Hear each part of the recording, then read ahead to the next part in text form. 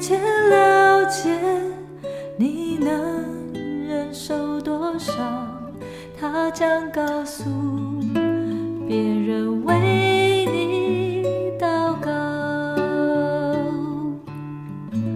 是否你正处在狂风暴雨之中，你的船支离破碎，疲倦失意，别失望，此时此刻有人为你祷告，宁静平安将要进入你心。有人在为你祷告，有人在为你祷告。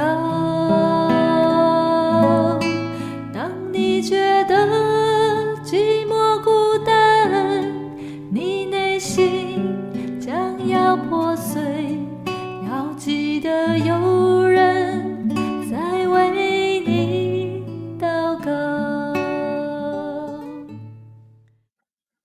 弟兄姐妹，大家平安。今天是8月19日，感谢主让我们再次聚集在这里。在这美好的早晨，我们一同以新眼光读经开启新的一天。现在让我们一起来祷告。主啊，谢谢你赐给我们这段时间，能透过新眼光读经的经文，开启今天的一天。求你的圣灵与我们每一位同在，透过你的话语赏赐我们智慧，无论面对什么样的困难，都能靠你得力。也求你保守我们接下来的时间一切顺利。我们这样祷告，是奉主耶稣基督的圣名求，阿们。让我们来读圣经何西阿书6章1到11节。第一节，以色列人说，让我们归向上主吧。他撕裂了我们，也会医治我们；他打伤了我们，也会包扎我们。过2、3天，他会赐给我们新力量，使我们能常常在他面前。让我们竭力追求认识上主，他一定会来，像曙光必然出现，像春雨滋润大地。上主说，以色列人哪，犹大人哪，我该怎样待你们呢？你们对我的爱正像早晨的雾，一转眼就消散，像露水，天一亮就消失。因此，我差遣我的先知们到你们那里，传达我要审判你们，毁灭你们的消息。第6节，我要求的是坚定的爱，不是生计。我要我的子民认识我，不要烧化祭。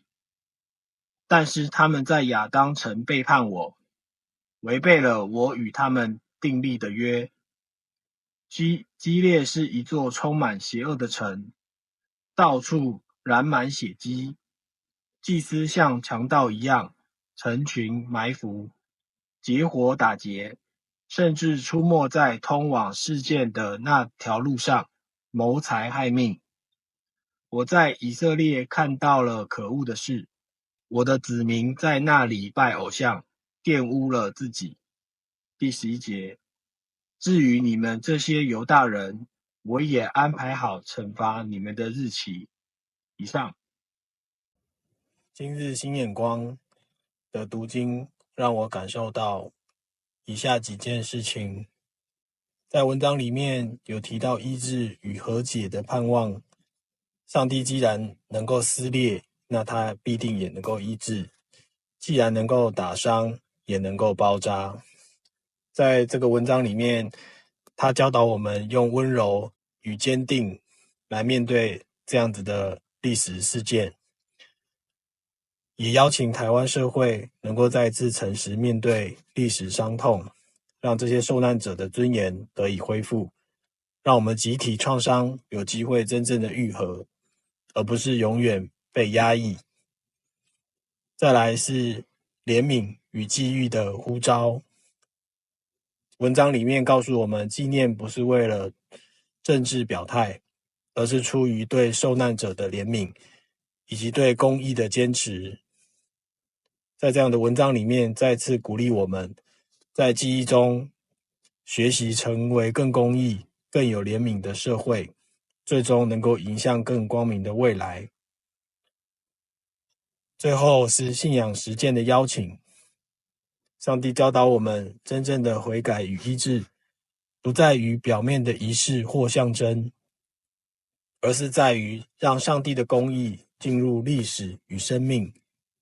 嘉义纪念碑的建立，再次被视为民间在压力下仍然坚持真相的信实实践。后面以下也是我想要为大家说的。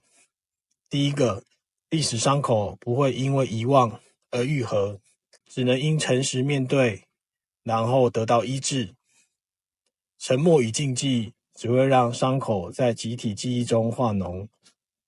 第二个是形式的悔改不拘，如果只能够停留在纪念仪式，而没有在教育中诚实的教导，在司法体制与制度里面承认过往的错误，然后为受害者保留公共记忆的位置，那这些行动将如早晨的雾般消散，没有办法带来真正的医治。第三，纪念只是起点，不是终点。我们知道这样子的历史事件需要长期的艰难与努力，长期花心思来面对真正的事实，才能够让我们的土地的伤口真正愈合，也包含了制度的转化与心灵深层的和解。第四，镜子般的自我反省。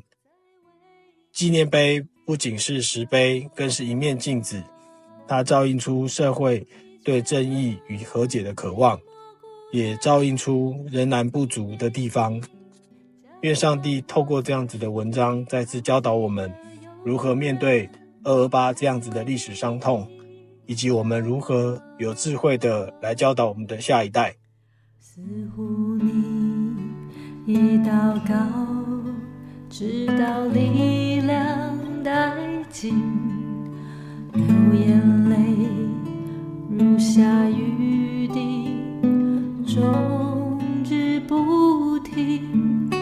主关心，而且了解你能忍受多少，他将告诉别人为你祷告。